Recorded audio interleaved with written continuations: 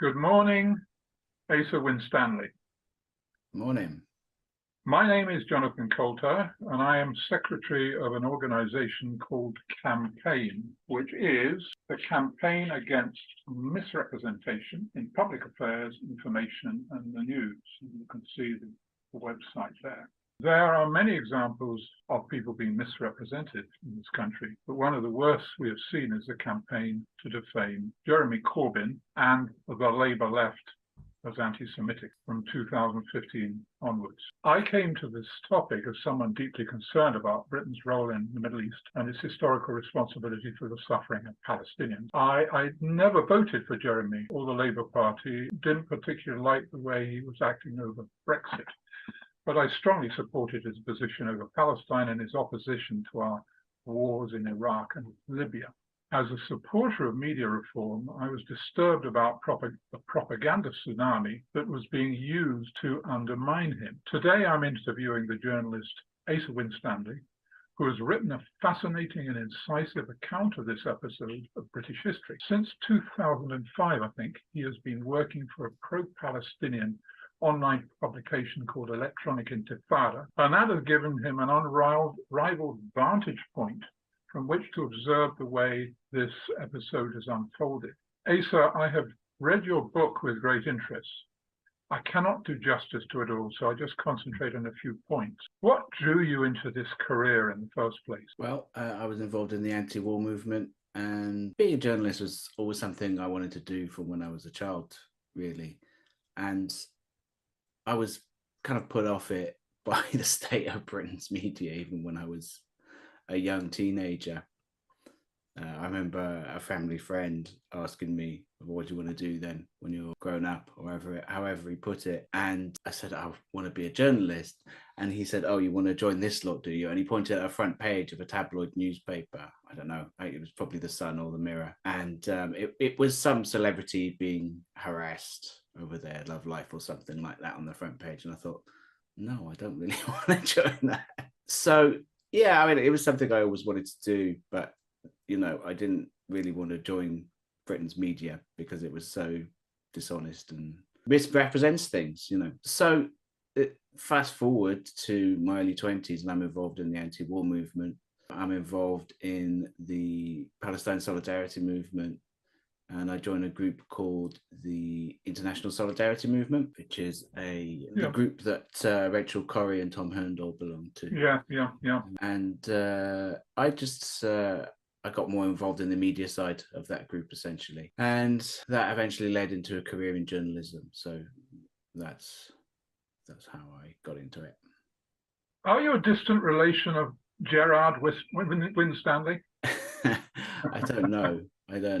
People ask me that a lot. He's the only one I've ever heard of before you. Yeah, well, it's a more common name up north because there's a town called Winstanley in Lancashire, which is where Gerald Winstanley was from, Lancashire. So, and my paternal grandfather was from was from Lancashire. So yeah. Who knows? I've not looked into it. Would be interesting to find out. Better explain to the viewers that he was the leading figure in the Levelers movement in the Diggers. The Diggers. In fact, yes, the Diggers. Yeah. After the English Civil War, which for me is one of the most interesting periods in our history. Were you a fan of Nick Davies, the man who uncovered wrote this book? Oh, Flat Earth News. Oh, right. I'm not overly familiar with that book. I've read parts of it. Well, I really recommend it, and of course Hack Attack, because it helped me put what I've been doing over Palestine with a bigger framework of press and media reform, the need for media reform, and he highlighted like nobody else. He really was a great figure. And I feel, having read your book, I feel you're somewhat in that tradition. So I do recommend you read it. Thank you. One thing I like about your book is the fact that you provide a massive detailed information, which allows me to see, but you allow me at the same time to see the wood from the trees.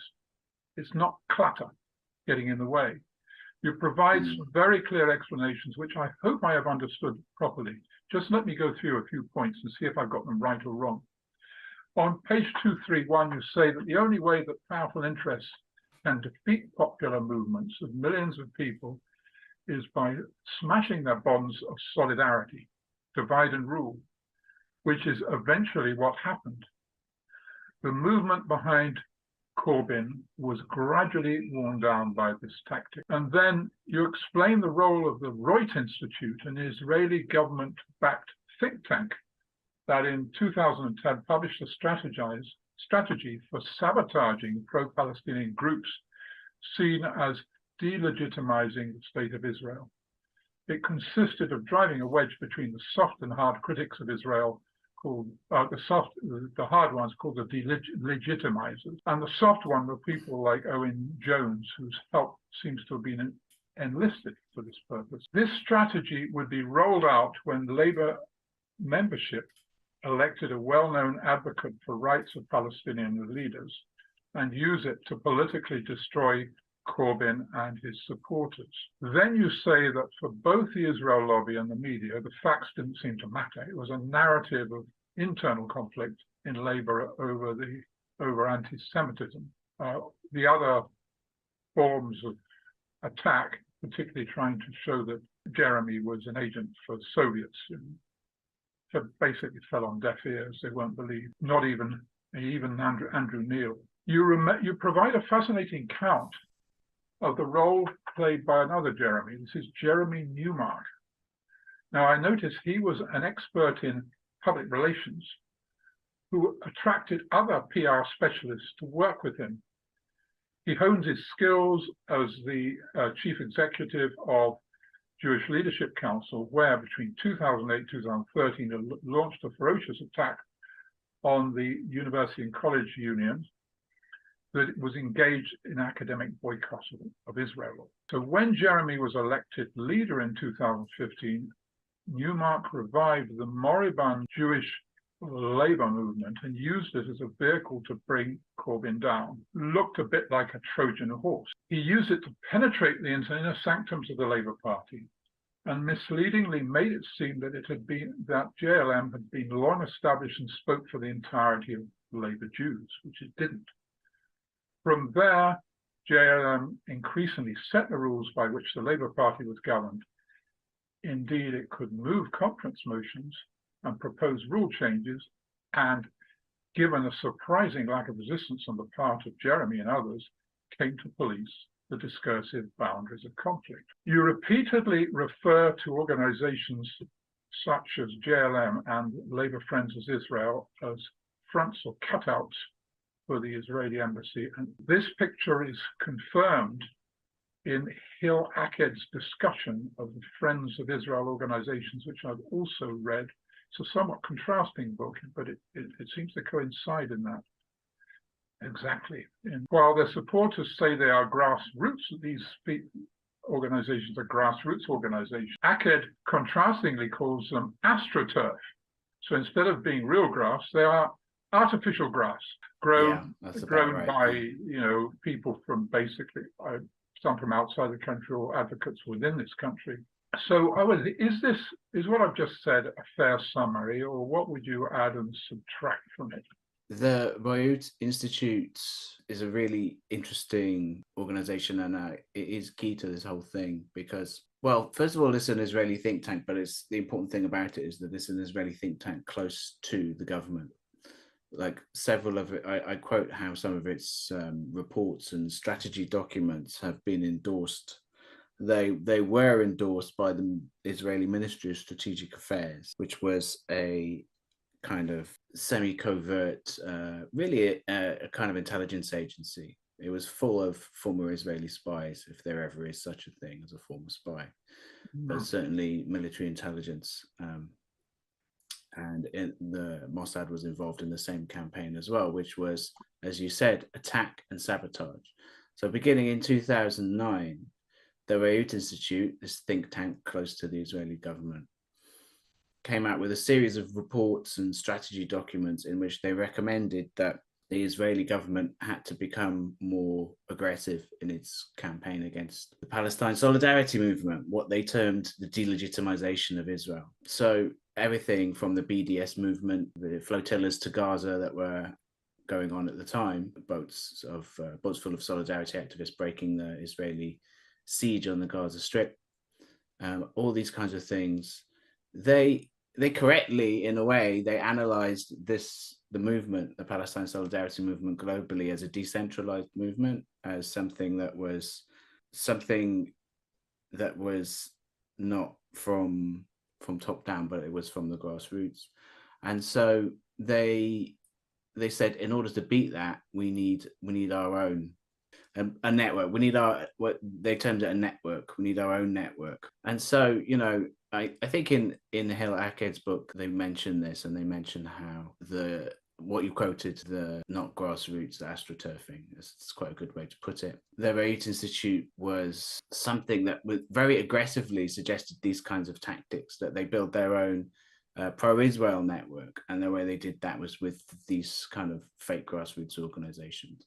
And what they actually recommended in that report from 2009 was that there would be sabotage and attack by Israel's intelligence agencies.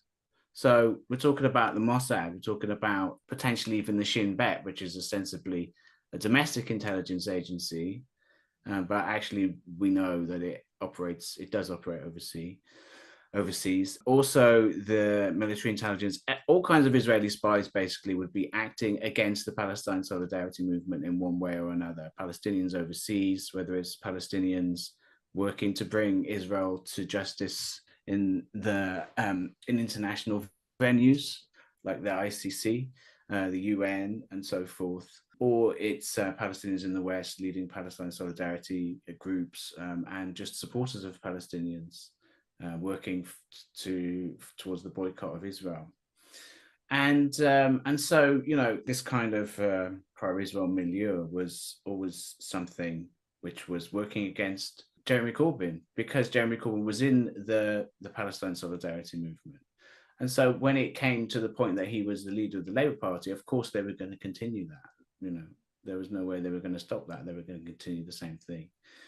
And so the same kind of what was called by Israeli journalist Yossi Melman black ops, the same kind of black ops that were being carried out by the Palestine Solidarity Movement against the Palestine Solidarity Movement for years by the Israeli government and its cutouts were continued against the Labour Party.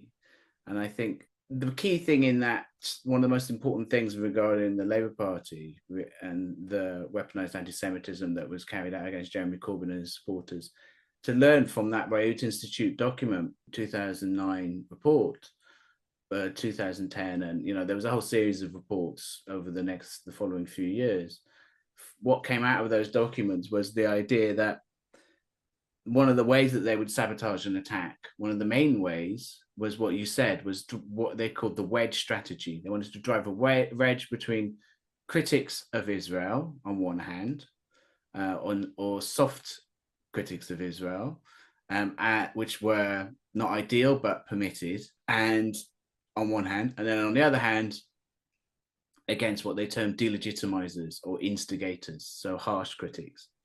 So instigators or delegitimizers. So critics, any critic between a soft critic and a hard critic can be intellectually engaged and challenged, but that, quote, the instigators must be singled out from the others and handled uncompromisingly, publicly or covertly as appropriate. And it said that the soft critics of Israel should be targeted by what it called sophisticated engagement strategies. And I think that's where the groups like the Jewish Labour Movement came in. Can I move you on to the next question? Or have you anything else you want to say there? No. On page 32, 33, you also provide an uncompromising description of the Zionist ideological project, which guides and underpins the state of Israel. When you say that, many on the left fail to understand that Zionism is not an ethnicity or an identity. It is a concrete political ideology, racist, inherently right-wing, with a base of dedicated fanatical followers scattered throughout Western countries. Well, this at first may appear quite harsh, and some people would question it. I've heard people say there are many types of Zionism, and some implying that some are inherently peaceful. They're not all necessarily like that. How would you respond to such people? Yeah, my response is show it to me. Show me this peaceful Zionism. Like, it doesn't exist outside of pure theory. I don't think it's uncompromising what I wrote. I think it's just common sense.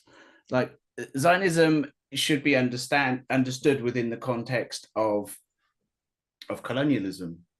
You know, that's what it comes down to. You know, I think I tend to agree with you. The thing is, there have been people. There have been Jewish people inspired by some Zionist ideas, return to Israel, who have wanted to live at peace with the Palestinians. But they've had no, when it comes to the movement, the Zionist movement, they have had no say, as far as I can see. That it's always been a question, almost since the time of Chaim Weizmann and before, that of trying to get the whole of Palestine, or some of them want to get more than that, Jewish colonization. But it doesn't detract the fact that some people have wanted to live at peace with the Palestinians, but they really haven't counted. That's the way I always understand it. What do you think? The thing, yes, Zionism does want peace. They want peace on the Zionist movement and the state of Israel. It wants to take the land, and then there should be peace. Once they've taken Palestine in the whole of Palestine, the Palestinians should accept that peacefully. That's their definition of peace. Mm-hmm. You know, that's never going to be accepted. You know, the early Zionists recognized this. You know, Vladimir Jabotinsky most famously recognized that the Arabs of Palestine, as he termed it, the Palestinians, in other words, would never peacefully accept to have their land taken away from them in exactly the same way as other native peoples would accept to have their land taken away by colonialist movements. And, you know, he kind of ridiculed the David Ben-Gurion labor Zionist types who, by contrast, said that they did say they wanted peace, but they also said they wanted to take the land. You know, the what was called the revisionist Zionists, the right-wing Zionists, you know, were more kind of upfront about their colonialism and racism, I suppose. Yeah, okay. Something else here. I often hear it said that most people enter politics to do good, but your book sometimes suggests a darker picture. I'm not just talking about unconditional supporters of Israel or Zionists who have their agenda, will attack the likes of me and thee, but I'm about former allies and erstwhile supporters who turned on him and helped bring him down. I'm tempted to say, with friends like this, who needs enemies? Can you say something about the role of Jon Lansman and his possible motivation? Because he seems to have been the most extreme of the cases. The thing with Jon Lansman is at the end of the day, is fairly simple. He didn't actually want Jeremy Corbyn to be Prime Minister. He didn't want Jeremy Corbyn to be a real leader of the Labour Party. He wanted him to be a temporary stopgap leader of the Labour Party that could make way for somebody who would have the same kind of domestic policies, a sort of social democratic policies, moving it away from the neoliberal era, but would not have the same anti-imperialist, pro-Palestinian policies and platform as Jeremy Corbyn and associations as Jeremy Corbyn. Okay. So, yeah, that's the way I see it, and I think that's what comes through in the analysis of the book and that I lay out, and based on interviews with Lansman and so forth. Yeah, my own impression of Jeremy Corbyn is of a mild manner and forbearing individual, basically a pacifist who could never say he could launch a nuclear weapon. Yeah. When he was elected leader, I remember someone describing him as Christ-like. Somebody said, well, if you meet him on a train and he has some sandwiches and you don't, he'll want to share them with you. Yeah, you know, it's kind of funny, but in all seriousness, there is something in that, in the sense that the way I see Jeremy Corbyn is, although he's not religious in any meaningful sense that I know of, he might not technically be a pacifist in the sense that he probably, you know, supports the right to self-defense. In my view, I see him very much as coming from this English radical tradition that's very much inspired by Christian pacifism. And yeah, that's his whole, you're right, like that's his whole kind of demeanor. And that's part of the reason for his appeal. You know, that was part of a reason for his mass appeal, because he was not like other politicians. But it was also part of his downfall, because he was too much of a pacifist, politically speaking. He didn't, like, I quote Jeffrey Bindman, the famous human rights lawyer, in the book, and he says that I like Jeremy Corbyn very much, but he doesn't defend himself the way he should. And the problem with that was that it was about more than Jeremy Corbyn as an individual. Jeremy Corbyn not defending himself meant that he ultimately wasn't defending the movement. And so it became a problem, which I think was the main factor that led to his downfall, certainly a major factor. I really admired the honesty of your book. You're clearly a supporter of Jeremy Corbyn, but you are not afraid to hold him accountable for his mistakes. You cite case after case where he appeased his enemies rather than taking them on, from failing to capitalize on the Al Jazeera revelations in the lobby series of 2017, to his failure to press for the sacking of Margaret Hodge for her gross misbehavior. And he even seems to have thrown some of his closest supporters under a bus. I really find it amazing. How could anybody portray Jeremy Corbyn as being an existential threat to Jewish life? I couldn't see him as an existential threat to anybody. He had his policies and beliefs, but he was a very, very sort of mild character. And absolutely, I agree with that.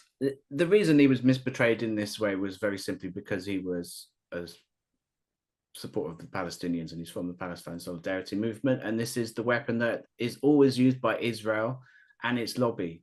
So Israel and its supporters always use this weaponized form of anti-Semitism, where false allegations of anti-Semitism are used as political weapons in order to bring people down. And so it's a powerful political weapon that is used by Israel and its lobby, and it has been handed now to the right. So everyone by the Israel lobby, by Israel and its lobby, and it's just such a useful weapon that they're never going to stop using it. That everyone from the right wing of the Labour Party over to the Conservative Party to even the fascist right now says that, oh, these lefties, these Jeremy Corbynites and these, Palestine people, these people waving Palestine flags, they're anti-Semitic. They're like Jeremy Corbyn, they're anti-Semitic. And so it was something that was quite damaging. It was very damaging to the movement. It was damaging to Jeremy Corbyn personally. I mean, I think he must have found it very personally difficult to deal with. It was a real problem, and something that, unfortunately, the Labour leadership under Corbyn, him and his team, decided that they were going to just try and sweep under the rug, essentially.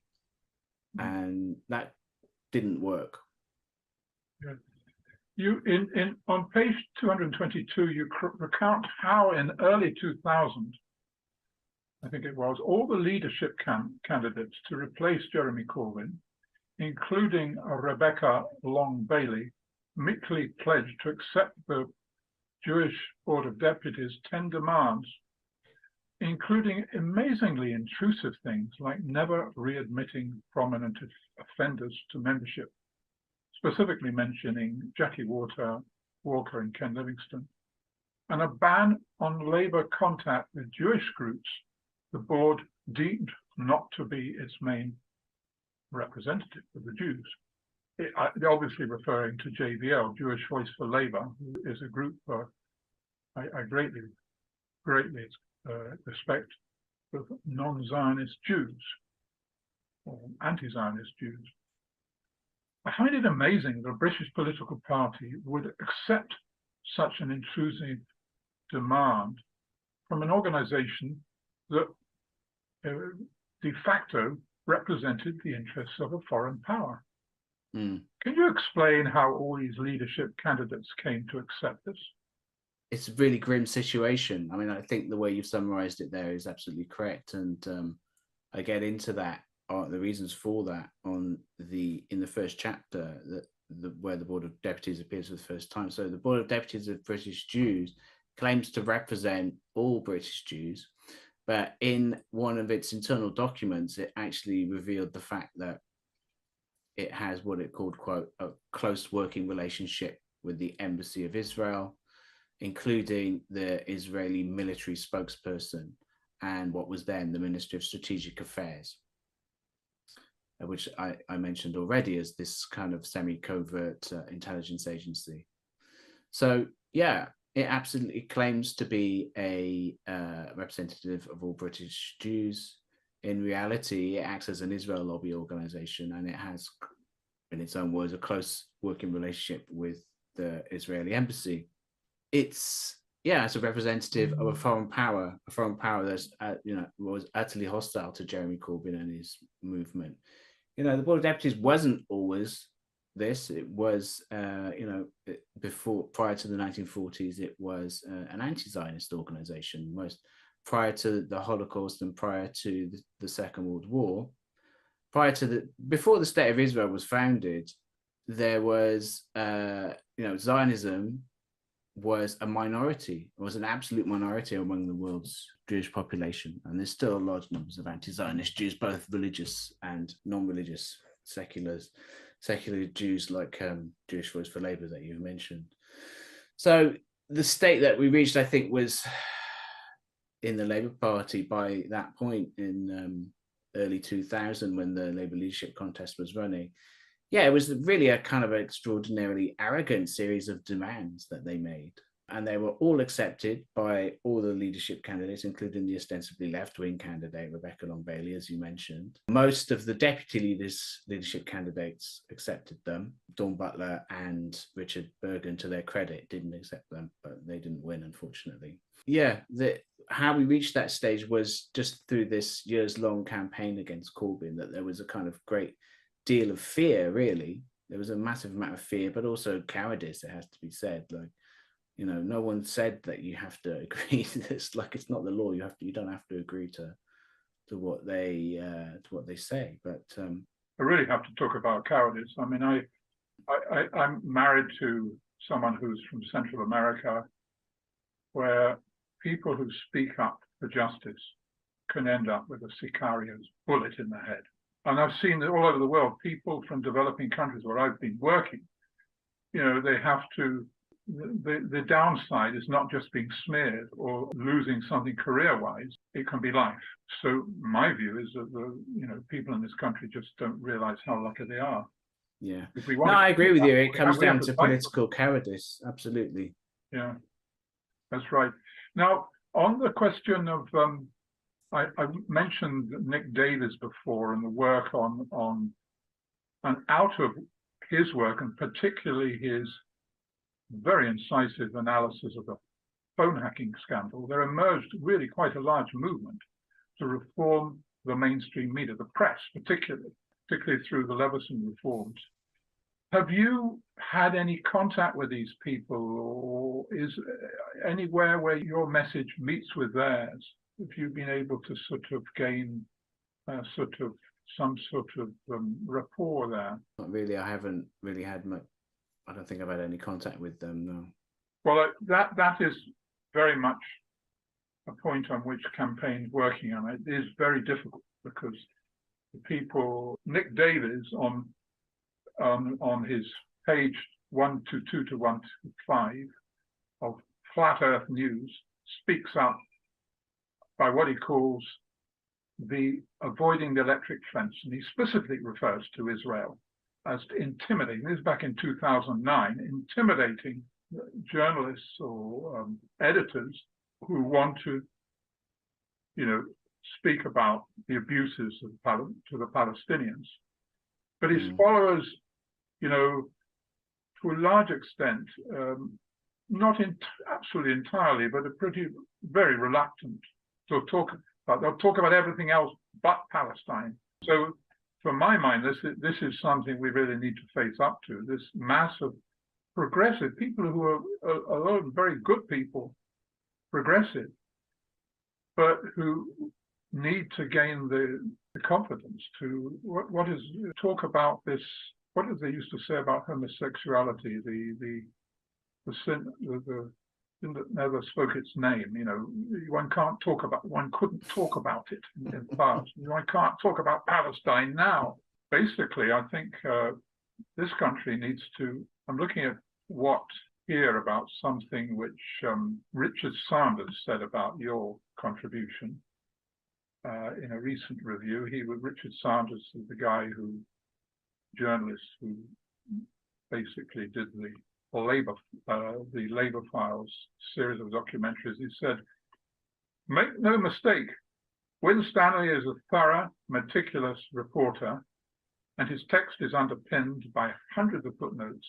He writes well, and much of the book is revelatory, even for those of us who have followed this story closely." So I'm going to say just thank you very much for being with us. We in Britain should honor such people. I see no plaque or no knighthood for Nick Davies, but all sorts of people are being honored who just don't deserve it. So I think it's a time that we as British people were prepared to do that. So thank you very much. If you have anything left to say, please say it now. Well, thanks for having me, Jonathan. Appreciate it. It's good to be with you, and I hope that it's gratifying to hear, to read Richard Sanders's view. It was very flattering, and hopefully the book it's doing quite well. It's just a small publisher, but it's selling quite well, and I hope the book can continue this kind of discussion and debate. Thank you very much, Asa Winstanley. Thanks. Hope to see you soon. Bye-bye for now. Thanks, Jonathan. All right. Cheers. Bye-bye.